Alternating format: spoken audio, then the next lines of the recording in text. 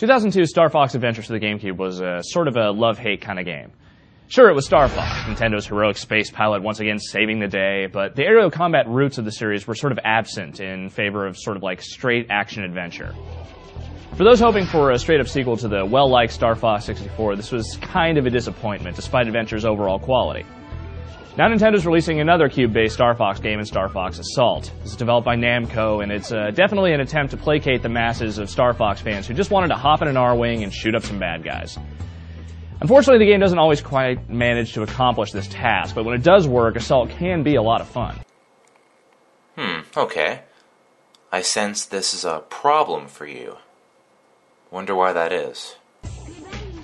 If you ever played any Star Fox game ever made, you pretty much know what to expect from Assault setup. Corneria is once again in peril, and you, as Fox McCloud, along with his ragtag bunch of animal comrades, have to save the day once again.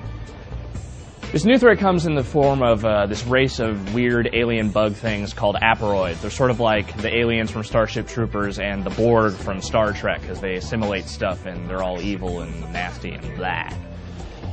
However, despite the fact that you're kind of trade out these Aporoids instead of Andross's evil army, it's kind of still the same game. You're still blasting a lot of enemy ships and enemies and what have you. You're still trading little clever quips with your fellow pilots and fighting a lot of bosses, and then you get to the end and that's that.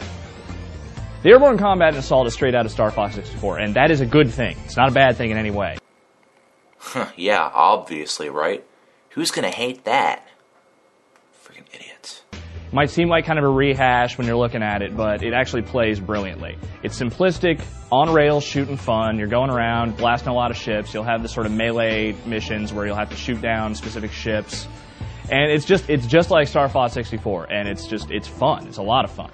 The problem is that Assault is only about half aerial combat. The other half of the game is ground-based combat, and that's where the game kind of trips itself up.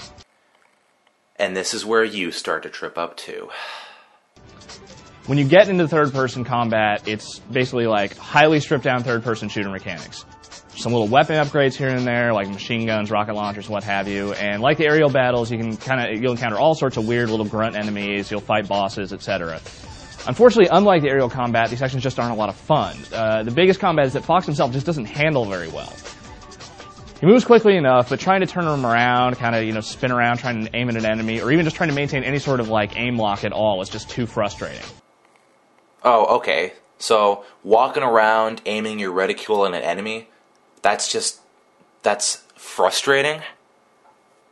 Wow, you can even change your control options in the menu. So, wow, what a fail.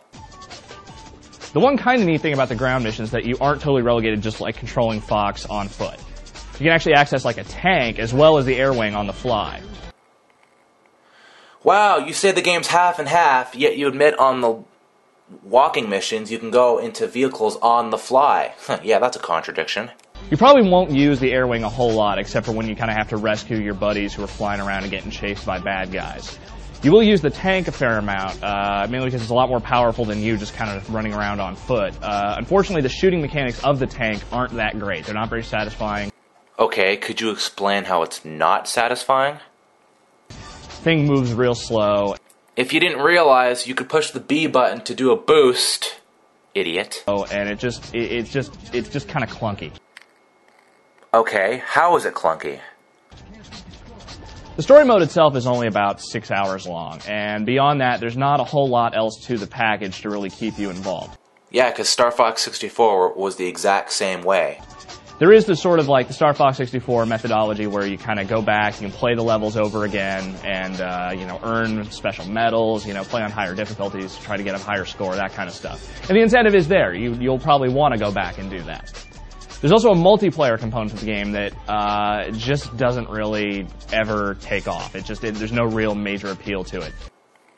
Huh, looks exactly the same way as 64. Just real stripped-down team-based combat or deathmatch combat for 1 to 4 or 2 to 4 players.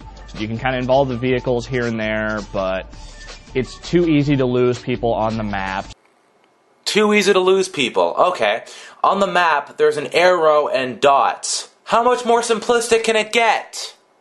Just like 64 as well. My God. It just feels kind of repetitive and dumb. which is what Star Fox 64 is as well. It's just like there's just not a lot to the multiplayer, which is weird because actually when this game was announced, it's supposed to be a multiplayer-only game. Seems like they kind of just sort of abandoned the multiplayer at some point, said, all right, we need a single-player mission, and then they just kind of forgot about it when it came time to release the game. Forgot about what? The multiplayer? I'm seeing it right now on the screen! The game does present itself pretty nicely. The graphics are pretty great overall. The space battles look awesome. There's rarely any frame rate problems or anything like that. You'll notice some occasionally nasty textures here and there, but for the most part, the game runs at a nice clip and looks real pretty while doing it. Namco has done a great job of recapturing the sort of simplistic fun of Star Fox 64's aerial battles. But the game is just peppered too much with unspectacular ground combat to balance out the experience, and the lack of true lasting value is a definite hindrance. At least it has variety, unlike in 64. Well, Namco can hardly be blamed for not wanting to just remake Star Fox 64 verbatim. It seems as though the game probably would have benefited much more from just being a space combat game rather than an uneven mishmash of great space combat and mediocre ground combat. That is a contradiction if I ever heard one. In the end, you should play Star Fox Assault if you have any affinity for the series whatsoever. Just be prepared to sift through some problems to get to the enjoyable parts. Okay, how's it a problem? And you're saying that only some parts are enjoyable? Why? Just because the fucking game is walking mostly?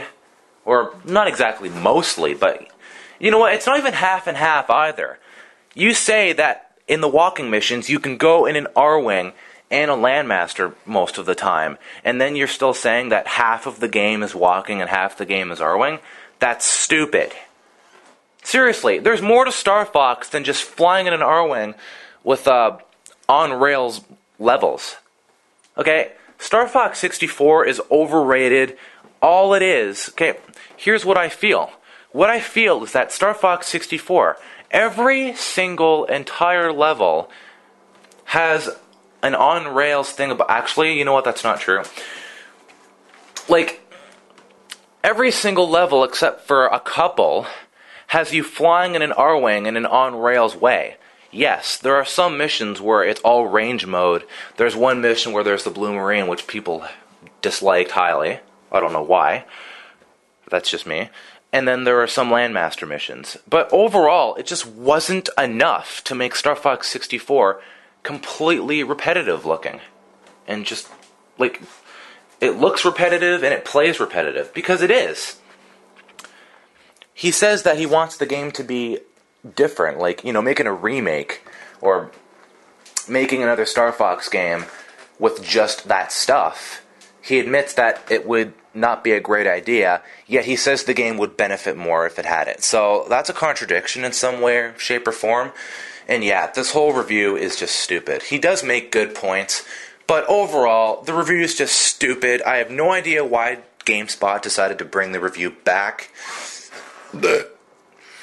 But in the end, I guess that's why I'm making this, because, you know, I mean, making a review of a review that was made around 6 to 7 years ago, yeah, it would be, like, it would be kind of stupid, but, hey, the review was brought back and was uploaded on September 9th, same day of 3D's release, so...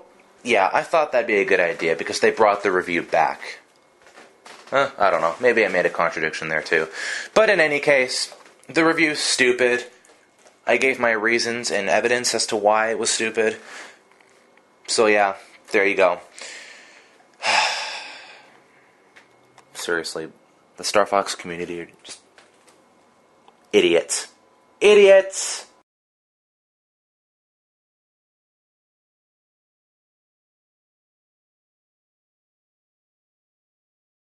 Air wing